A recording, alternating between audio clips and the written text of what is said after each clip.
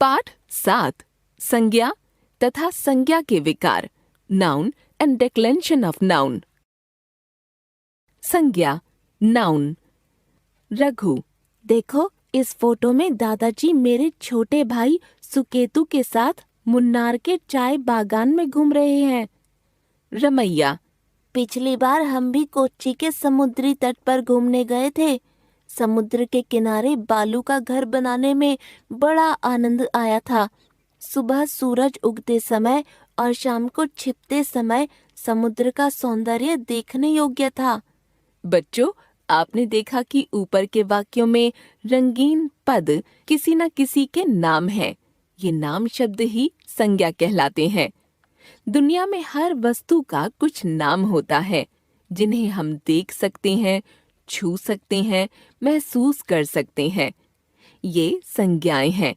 अतः हम कह सकते हैं किसी व्यक्ति, वस्तु, स्थान या भाव के नाम का बोध कराने वाले शब्दों को संज्ञा कहते हैं। संज्ञा के भेद। संज्ञा के 3 भेद होते हैं। संज्ञा व्यक्तिवाचक, जातिवाचक, भाववाचक। एक व्यक्तिवाचक संज्ञा, जिस संज्ञा शब्द से किसी विशेष व्यक्ति, वस्तु या स्थान का बोध हो उसे व्यक्तिवाचक संज्ञा कहते हैं। जैसे महात्मा गांधी जी दांडी यात्रा के लिए निकल पड़े थे। हिमालय, गंगा, यमुना, दिल्ली, नोएडा, सविता, अनूप, रघु, सोनिया, विकास, चंद्र, सूर्य, पृथ्वी आदि व्यक्तिवाचक संज्ञाएं हैं। प्रायः व्यक्तिवाचक संज्ञा का बहुवचन रूप नहीं होता। आम, केला, लीची आदि विशेष फल का नाम होने पर भी जातिवाचक संज्ञाएं ही हैं। ये संपूर्ण समूह का प्रतिनिधित्व करते हैं। पशु, पक्षी आदि भी संपूर्ण जाति का बोध कराते हैं। यदि प्रत्येक अकेले पदार्थ का एक अलग विशेष नाम रखा जाए तो भाषा जटिल हो जाएगी। 2. जातिवाचक संज्ञा, जिस संज्ञा शब्द से एक का नहीं अपितु संपूर्ण जाति का बोध हो उसे जातिवाचक संज्ञा कहते हैं। यह एक पुस्तक है। फूल खिला है। पुस्तक, उद्यान, फूल, नगर, गांव, बाजार, नदी, पर्वत आदि जातिवाचक संज्ञाएं हैं। इस प्रकार ये संपूर्ण जाति या वर्ग के लिए प्रयुक्त होते हैं। अतः बहुवचन में भी प्रयुक्त होते हैं। विशेष स्थिति या संदर्भ में इनका प्रयोग व्यक्तिवाचक संज्ञा के रूप में भी होता है। जैसे पंडित जी का जन्मदिन बाल दिवस के रूप में मनाया जाता है। यहाँ पंडित जातिवाचक संज्ञा शब्द का प्रयोग व्यक्तिवाचक संज्ञा के रूप में हुआ है तथा यह जवाहरलाल नेहरू का बोध करा रहा है। 3. भाववाचक संज्ञा, जिस संज्ञा शब्द से किसी व्यक्ति, वस्तु या स्थान के गुण, दोष, दशा या स्थिति का बोध हो उसे भाववाचक संज्ञा कहते हैं। वाराणसी में गंगा का सौंदर्य अद्भुत है। पैर में पीड़ा बढ़ती जा रही थी। भाववाचक संज्ञाओं को देखा या छुआ नहीं जा सकता, केवल अनुभव किया जा सकता है।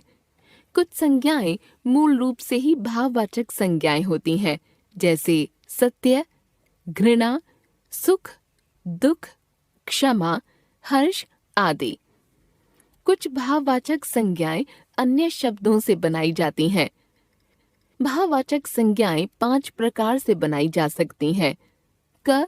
जातिवाचक संज्ञा से माता, मातृत्व, व्यक्ति, व्यक्तित्व, देव, देवत्व, सज्जन, सज्जनता, दास, दासता, स्त्री, स्त्रीत्व, मित्र, मैत्री, मित्रता, बच्चा, बचपन, दानव, दानवता, गुरु, गुरुत्व, गुरुता, पुरुष, पुरुषत्व, पौरुष, कवि, कवित्व।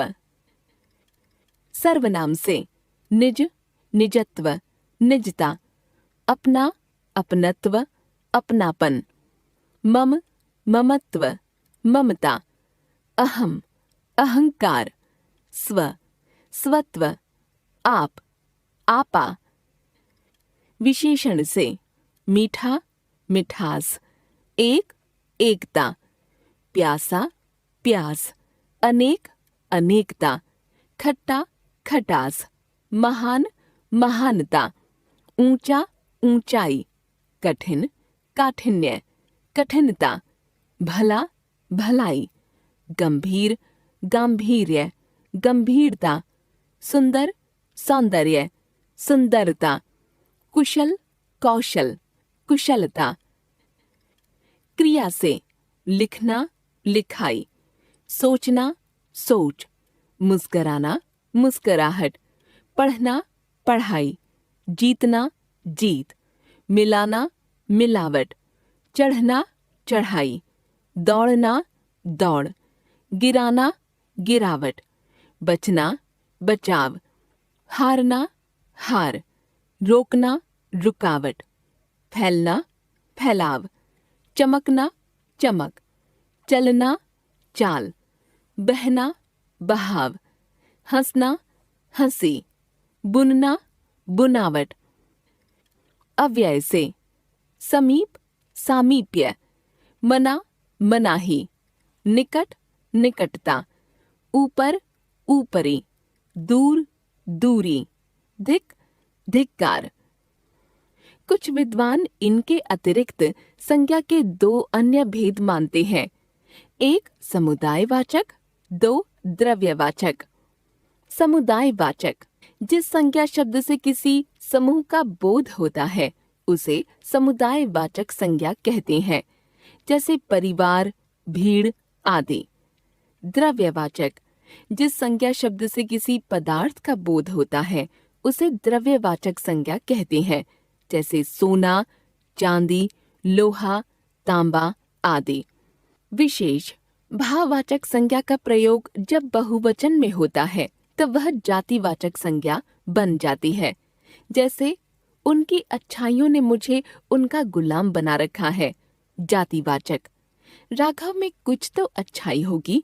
भाववाचक, एक बार फिर से किसी व्यक्ति, वस्तु, स्थान या भाव के नाम को संज्ञा कहते हैं। संज्ञा के तीन भेद होते हैं। एक व्यक्तिवाचक, दो जातिवाचक, तीन भाववाचक। जिस संज्ञा शब्द से किसी विशेष व्यक्ति, वस्तु या स्थान का बोध हो उसे व्यक्तिवाचक संज्ञा कहते हैं। जिस संज्ञा शब्द से संपूर्ण जाति का बोध हो उसे जातिवाचक संज्ञा कहते हैं। जिस संज्ञा शब्द से किसी व्यक्ति, वस्तु या स्थान के गुण, दोष, दशा या स्थिति का बोध हो उसे भाववाचक संज्ञा कहते हैं। कुछ विद्वान संज्ञा के दो अन्य भेद भी मानते हैं। एक समुदायवाचक, दो द्रव्यवाचक। लिंग, जेंडर, जिस शब्द रूप से उसके पुरुष या स्त्री जाति के होने का पता चले उसे लिंग कहते हैं। संज्ञा विकारी शब्द है, अतः इसके रूप में लिंग, वचन और कारक के कारण परिवर्तन होता है।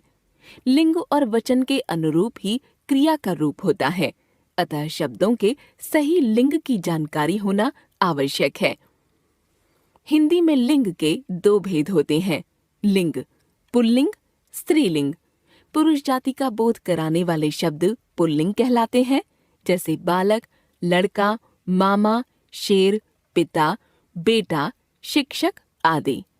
स्त्री जाति का बोध कराने वाले शब्द स्त्रीलिंग कहलाते हैं, जैसे बालिका, लड़की, मामी, शेरनी, माता, बेटी, शिक्षिका आदि। विशेष अप्राणीवाचक शब्दों के लिंग की पहचान वाक्य में आए विशेषण तथा क्रिया शब्दों से की जाती है, जैसे विशेषण शब्दों से पुल्लिंग, स्त्रीलिंग। ठंडा दूध, ठंडी आइसक्रीम। ऊंचा भवन, ऊंची इमारत। खट्टा आम, खट्टी इमली। क्रिया शब्दों से पुल्लिंग, स्त्रीलिंग। दरवाजा खुला है, खिड़की खुली है। ताला रखा है, चम्मच रखी है। ट्रैक्टर चलता है, गाड़ी चलती है। खरगोश, भेड़िया, उल्लू, मच्छर, खटमल जैसे शब्द नित्य पुल्लिंग होते हैं। मछली, मैना, कोयल, भेड़, बुलबुल, संतान जैसे शब्द नित्य स्त्रीलिंग होते हैं। इन शब्दों में लिंग बताने के लिए नर या मादा का प्रयोग करते हैं, जैसे नर मच्छर, मादा मच्छर, नर मछली, मादा मछली आदि। कुछ शब्दों का प्रयोग के आधार पर लिंग निर्धारित होता है। पुल्लिंग, स्त्रीलिंग। शिक्षा मंत्री हमारे विद्यालय में आए थे। शिक्षा मंत्री हमारे विद्यालय में आई थीं। डॉक्टर साहब 4 बजे तक आएंगे। डॉक्टर साहिबा 4 बजे तक आएंगी। राष्ट्रपति, इंजीनियर, कैशियर, मैनेजर, मंत्री आदि ऐसे ही शब्द हैं। हिंदी में पुल्लिंग शब्दों में कुछ प्रत्यय लगाकर स्त्रीलिंग शब्द बनाते हैं। अ को आ करके। पुल्लिंग, स्त्रीलिंग। छात्र, छात्रा। आचार्य, आचार्या। अध्यक्ष, अध्यक्षा। भवदीय, भवदीया। वृद्ध, वृद्धा। शिष्य, शिष्या। महोदय, महोदया। बाल, बाला। प्राचार्य, प्राचार्या। अग्रज, अग्रजा। सुत, सुता। अज, अजा। अ या आ को ई करके। लड़का, लड़की। भतीजा, भतीजी। चाचा, चाची। बेटा, बेटी। हिरन, हिरनी। मामा, मामी। देव, देवी। बकरा, बकरी। सखा, सखी। अ या आ को इया करके। बेटा, बिटिया। बूढ़ा, बुढ़िया। डिब्बा, डिबिया। गुड्डा, गुड़िया। चूहा, चूहिया। बछड़ा, बछिया। बंदर, बंदरिया। चिड़ा, चिड़िया। लोटा, लुटिया। अक को इका करके। बालक, बालिका। लेखक, लेखिका। सहायक, सहायिका। अध्यापक, अध्यापिका। सेवक, सेविका। संचालक, संचालिका। नायक, नायिका। धावक, धाविका। पाठक, पाठिका। इन जोड़कर धोबी, धोबिन। दर्जी, दर्जन। कुम्हार, कुम्हारिन। सुनार, सुनारिन। सांप, सांपिन। नाग, नागिन। माली, मालिन। तेली, तेलिन। मालिक, मालिकिन। आइन जोड़कर पंडित, पंडिताइन। लाला, ललाइन। हलवाई, हलवाइन। बाबू, बबुआइन। ठाकुर, ठकुराइन। चौबे, चौबाइन। आनी या आणी जोड़कर नौकर, नौकरानी। सेठ, सेठानी। क्षत्रिय, क्षत्राणी। देवर, देवरानी। भव, भवानी। इंद्र, इंद्राणी। जेठ, जेठानी। रुद्र, रुद्राणी। राजपूत, राजपूतानी। वती या मती करके। बलवान, बलवती। भाग्यवान, भाग्यवती। शक्तिमान, शक्तिमती। धनवान, धनवती। गुणवान, गुणवती। बुद्धिमान, बुद्धिमती। रूपवान, रूपवती। श्रीमान, श्रीमती। आयुष्मान, आयुष्मती। अन्य शब्द पति, पत्नी। कवि, कवयित्री। ससुर, सास। युवक, युवती। सम्राट, सम्राज्ञी। विधुर, विधवा। विद्वान, विदुषी। राजा, रानी। वर, वधू। पिता, माता। वीर, वीरांगना। बादशाह, बेगम। पुरुष, स्त्री। फूफा, बुआ। बैल, गाय। एक बार फिर से। जिस शब्द से पुरुष या स्त्री जाति के होने का बोध हो उसे लिंग कहते हैं। पुरुष जाति का बोध कराने वाले शब्द पुल्लिंग कहलाते हैं। स्त्री जाति का बोध कराने वाले शब्द स्त्रीलिंग कहलाते हैं। कुछ शब्द नित्य पुल्लिंग तथा नित्य स्त्रीलिंग के रूप में प्रयुक्त होते हैं। विभिन्न पुल्लिंग शब्दों में प्रत्यय जोड़कर स्त्रीलिंग शब्द बनाए जाते हैं। वचन, नंबर। टिंकू अपने मित्रों के साथ मनाली गया। वहां सैलानियों की भीड़ थी। एक छोटे से पार्क में मेला लगा था। मेले में तोतों के अद्भुत करतब दिखाए जा रहे थे। बंदरिया रूठ कर चल देती थी और तोता उसे मनाकर वापस लाता था। सब लोग हंस हंस कर लोटपोट हो रहे थे। ध्यान दें, इन वाक्यों में आए कुछ रंगीन शब्द एक व्यक्ति या वस्तु के बारे में सूचित कर रहे हैं, तो कुछ एक से अधिक के बारे में। शब्द का एक या अनेक होने का भाव वचन कहलाता है। अतः हम कह सकते हैं, शब्द के जिस रूप से उसके एक या अनेक होने का बोध हो उसे वचन कहते हैं। वचन के दो भेद होते हैं, एक एकवचन, दो बहुवचन। एक के लिए एकवचन और एक से अधिक के लिए बहुवचन का प्रयोग करते हैं, जैसे पत्ता, तारा, लड़का, गुब्बारा, पेड़ एकवचन, पत्ते, तारे, लड़के, गुब्बारे, पेड़ बहुवचन। वचन की पहचान क्रिया से। कुछ शब्द बहुवचन में भी समान होते हैं, उन्हें हम प्रयोग द्वारा क्रियापदों से पहचानते हैं। पेड़ पर पक्षी बैठा है, एकवचन। वहाँ ऊंचा पेड़ है, एकवचन। पेड़ पर पक्षी बैठे हैं, बहुवचन। वहाँ ऊंचे पेड़ हैं, बहुवचन। संज्ञा या सर्वनाम से। कुछ शब्द बहुवचन में भी समान होते हैं, उन्हें हम प्रयोग द्वारा क्रियापदों से पहचानते हैं। लड़की पढ़ रही है, एकवचन। वह खेल रहा है, एकवचन। लड़कियां पढ़ रही हैं, बहुवचन। वे खेल रहे हैं, बहुवचन। किसी व्यक्ति के प्रति आदर व्यक्त करने के लिए एक वचन के स्थान पर बहुवचन का प्रयोग होता है, जैसे आज मेरे पापा स्कूल में आए थे, दादी जी गीता पढ़ रही हैं। महात्मा गांधी सच्चे देशभक्त थे।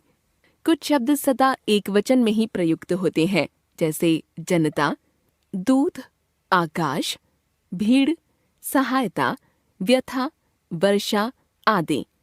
कुछ शब्दों का एक वचन तथा बहुवचन में समान रूप होता है, जैसे चाय, छाया, पानी, याचना, क्षमा, घी आदि। कुछ शब्द सदा बहुवचन में ही प्रयुक्त होते हैं, जैसे आंसू, हस्ताक्षर, प्राण, बाल, दर्शन, होश आदि। धातुओं का बोध कराने वाली द्रव्यवाचक संज्ञाएं तथा भाववाचक संज्ञाएं एक वचन में ही प्रयुक्त होती हैं, जैसे सोना, लोहा, चांदी, पीतल, तांबा, गर्मी, बुढ़ापा, जवानी आदि। संबंध सूचक शब्द जैसे दादा, नाना, मामा, चाचा, पापा, पिता आदि के बहुवचन रूप में ए नहीं होता। संबोधन में यो तथा ओ के स्थान पर यो तथा ओ लगता है, जैसे सुनो, साथियों, आओ बच्चों। वचन परिवर्तन। एक वचन को बहुवचन और बहुवचन को एक वचन में बदलना वचन परिवर्तन कहलाता है। वचन परिवर्तन करते समय यदि लिंग स्पष्ट हो तो परिवर्तन स्पष्ट रूप से समझ में आ जाता है। यदि पुल्लिंग शब्दों के अंत में आ हो तो ए हो जाता है। एक वचन, बहुवचन। बेटा, बेटे, बच्चा, बच्चे, पत्ता, पत्ते, घोड़ा, घोड़े, गुब्बारा, गुब्बारे, पंखा, पंखे, कपड़ा, कपड़े, जूता, जूते, ताला, ताले, कीड़ा, कीड़े। अ अंत वाले शब्दों में ए हो जाता है। आँख, आँखें, रात, रातें, पुस्तक, पुस्तकें, गेंद, गेंदें, बहन, बहनें, मेज, मेजें, औरत, औरतें, सड़क, सड़कें, बात, बातें, किताब, किताबें, झील, झीलें, दीवार, दीवारें।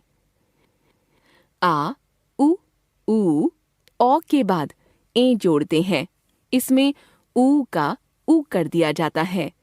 शिला, शिलाएं, कविता, कविताएं, वस्तु, वस्तुएं, शाखा, शाखाएं, कन्या, कन्याएं, वधू, वधुएं, शिखा, शिखाएं, माला, मालाएं, धेनु, धेनुएं, लता, लताएं, सेना, सेनाएं, बहू, बहुएं, महिला, महिलाएं, बालिका, बालिकाएं, गौ, गौएं। ई के बाद या जोड़ते हैं, इसमें ई का ई कर दिया जाता है। साड़ी, साड़ियाँ। विधि, विधियाँ। नारी, नारियाँ। नीति, नीतियाँ। स्त्री, स्त्रियाँ। तिथि, तिथियाँ। लड़की, लड़कियाँ। जाति, जातियाँ। लकड़ी, लकड़ियाँ। देवी, देवियाँ। मूर्ति, मूर्तियाँ। मछली, मछलियाँ। या अंत में हो तो या हो जाता है। चिड़िया, चिड़िया। गुड़िया, गुड़िया। डिबिया, डिबिया। बुढ़िया, बुढ़िया। चूहिया, चूहिया। बिटिया, बिटिया। कुटिया, कुटिया। लुटिया, लुटिया। कुछ शब्दों के अंत में विशेष शब्द जैसे गण, वर्ग, वृंद, जन, लोग आदि जोड़कर वचन परिवर्तन किया जाता है। शिक्षक, शिक्षक गण। कवि, कविगण। विद्यार्थी, विद्यार्थी गण। कर्मचारी, कर्मचारी गण। पाठक, पाठक वर्ग। मजदूर, मजदूर वर्ग। युवा, युवा वर्ग। छात्र, छात्र वृंद। पक्षी, पक्षी वृंद। प्रजा, प्रजाजन। गुरु, गुरुजन। विद्वान, विद्वत जन। सभ्य, सभ्य लोग। किसान, किसान लोग। एक बार फिर से, एक के लिए एक वचन और एक से अधिक के लिए बहुवचन का प्रयोग किया जाता है। कुछ शब्द सदा एक वचन में ही प्रयुक्त होते हैं, जैसे जनता, आकाश, पानी आदि। कुछ शब्द हमेशा बहुवचन में ही प्रयुक्त होते हैं, जैसे प्राण, हस्ताक्षर आदि। द्रव्यवाचक संज्ञाएं तथा भाववाचक संज्ञाएं एक वचन में प्रयुक्त होती हैं। कारक, केस। जंगल मोर नाचा। मोर सांप शत्रु मानता है। मोर सांप शिकार कुशलता किया। क्या ये वाक्य पढ़कर बातें स्पष्ट हुई? नहीं ना? इन वाक्यों को यदि इस प्रकार लिखें, जंगल में मोर नाचा। मोर सांप को शत्रु मानता है। मोर ने सांप का शिकार कुशलता से किया। इन वाक्यों में, को, ने, का, से शब्दों के प्रयोग से वाक्य ठीक लग रहे हैं और उनका अर्थ भी स्पष्ट हो रहा है। अतः हम कह सकते हैं, जो शब्द संज्ञा या सर्वनाम का क्रिया के साथ संबंध बताते हैं वे कारक कहलाते हैं। कारक के भेद। कारक के 8 भेद हैं। जिन प्रत्ययों से कारकों की स्थिति का पता चलता है उन्हें विभक्ति या परसर्ग कहते हैं। कारक, विभक्ति चिन्ह, अर्थ। कर्ता, ने, काम करने वाला। कर्म, को, जिस पर काम का प्रभाव पड़े। करण, से, के द्वारा, जिसके द्वारा कर्ता काम करे। संप्रदान, के लिए, को, जिसके लिए क्रिया की जाए। अपादान, से, जिससे अलगाव हो। संबंध, का, के, की, रा, रे, री, ना, ने। अन्य पदों से संबंध। अधिकरण, में, पर, क्रिया का आधार। संबोधन, हे, अरे, अजी, किसी को पुकारना, बुलाना। कर्ता कारक, क्रिया को करने वाला कर्ता कारक कहलाता है। इसका विभक्ति चिन्ह ने है। इस चिन्ह का प्रयोग भूतकाल में किया जाता है। बालक पुस्तक पढ़ता है। इस वाक्य में बालक करता है और इसमें ने परसर्ग का प्रयोग नहीं हुआ है। यदि हम कहें बालक ने पुस्तक पढ़ी, इसमें ने का प्रयोग हुआ है। उसने खाना खाया। राम खाना खाता है। खाना खाने का कार्य किसने किया? राम ने। राम करता है। ऐसे वाक्य में ने नहीं लगता। कर्म कारक, क्रिया के कार्य का फल जिस पर पड़े वह कर्म कारक कहलाता है। इसका विभक्ति चिन्ह को होता है। यह चिन्ह भी बहुत से स्थानों पर नहीं लगता, जैसे अध्यापिका बच्चों को पढ़ा रही है, कारक चिन्ह युक्त। माता भोजन बना रही है, कारक चिन्ह रहित। माता ने क्या बनाया? भोजन को। यह कर्म कारक है। बालक ने दूध पिया। बालक ने क्या पिया? दूध को। पीना क्रिया का फल दूध पर पड़ रहा है, अतः यह कर्म कारक है। करण कारक, कर्ता द्वारा जिस साधन से क्रिया संपादित की जाती है वह करण कारक होता है। करण कारक के चिन्ह से के द्वारा हैं, जैसे रोहन गेंद से खेल रहा है, विकास ने कलम से पत्र लिखा। रोहन खेलने का कार्य गेंद से कर रहा है, विकास ने पत्र लिखने का कार्य कलम से किया। संप्रदान कारक, संप्रदान का अर्थ है भली भांति देना। कर्ता जिसके लिए कुछ कार्य करता है या जिसको कुछ देता है वह संप्रदान कारक कहलाता है। इसे व्यक्त करने के लिए या को परसर्ग का प्रयोग किया जाता है, जैसे माँ ने पुत्र को उपहार दिया, प्राचार्य ने छात्रों को पुरस्कार दिए, तुम विकास के लिए दूध गर्म करो, चाची ने पापा के लिए चाय बनाई। अपादान कारक, वाक्य में प्रयुक्त संज्ञा या सर्वनाम के जिस रूप से अलग होने, दूरी बताने, तुलना करने, डरने या लजाने का भाव प्रकट हो उसे अपादान कारक कहते हैं। इसका विभक्ति चिन्ह से है, जैसे आम पेड़ से गिर गया, अलग होना। खिलाड़ी बॉल को सेंटर लाइन से गोल पोस्ट तक लाया, दूरी बताना। मेरी पानी की बोतल तुम्हारी बोतल से बड़ी है, तुलना करना। छोटा बच्चा कुत्ते से डर गया, डरना। नई बहू बड़े बुजुर्गों से लजाती है, लजाना। संबंध कारक, शब्द के जिस रूप से किसी एक वस्तु का दूसरी वस्तु से संबंध प्रकट हो वह संबंध कारक कहलाता है। इसके विभक्ति चिन्ह का, के, की, रा, रे, री, ना, ने, नी है, जैसे राम का बेटा डॉक्टर है। हमारा विद्यालय बहुत बड़ा है, अपना काम खुद करें। अधिकरण कारक, क्रिया के जिस रूप से क्रिया के आधार का बोध होता है उसे अधिकरण कारक कहते हैं। इसके विभक्ति चिन्ह में, पर हैं, जैसे छत पर बंदर घूम रहे हैं, बालकनी में कोई है, मेज पर फूलदान रखा है। संबोधन कारक, जिस शब्द से किसी को बुलाने या पुकारने का भाव प्रकट हो उसे संबोधन कारक कहते हैं और उसमें संबोधन चिन्ह भी लगाते हैं, जैसे अरे बालक जरा ठहरो, हे रमन क्या कर रहे हो। कर्म कारक और संप्रदान कारक में अंतर। कर्म और संप्रदान दोनों कारकों में को विभक्ति का प्रयोग होता है, किंतु इसके भाव में भिन्नता होती है।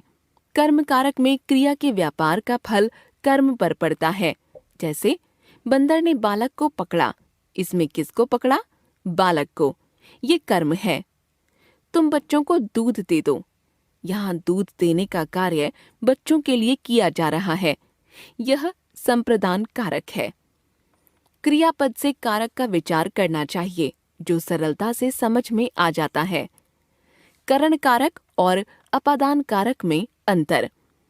दोनों कारक में से विभक्ति चिन्ह का प्रयोग होता है, पर क्रिया का भाव समझकर निर्णय लेना चाहिए, जैसे बालक ने बैट से गेंद मारी, मारना क्रिया का संपादन किस साधन से हुआ, बैट से, यह करण कारक है।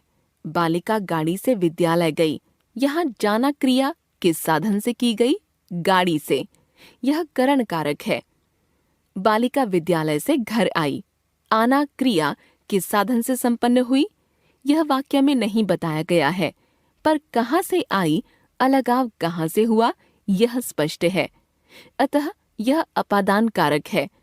रोहन छत से नीचे आओ, यहाँ अलगाव किससे हुआ, छत से, अतः यह भी अपादान कारक का ही उदाहरण है। आइए इस तालिका को ध्यान से पढ़ें और समझें। विहान ने खाना खाया, कर्ता कारक। विहान खाने को चबा चबा कर खाता है, कर्म कारक। विहान खाने को दांतों से चबा चबा कर खाता है, करण कारक। विहान अच्छे स्वास्थ्य के लिए खाने को चबाता है, संप्रदान कारक। विहान रसोई से खाना स्वयं लाता है, अपादान कारक। आरव के भाई विहान ने खाना खाया, संबंध कारक। विहान हमेशा खाने की मेज पर खाता है, अधिकरण कारक। अरे विहान आओ कुछ बातें करें, संबोधन कारक। एक बार फिर से, संज्ञा सर्वनाम का क्रियापद के साथ संबंध बताने वाले शब्द कारक कहलाते हैं। कारक के 8 भेद हैं: कर्ता, कर्म, करण, संप्रदान, अपादान, संबंध, अधिकरण, संबोधन।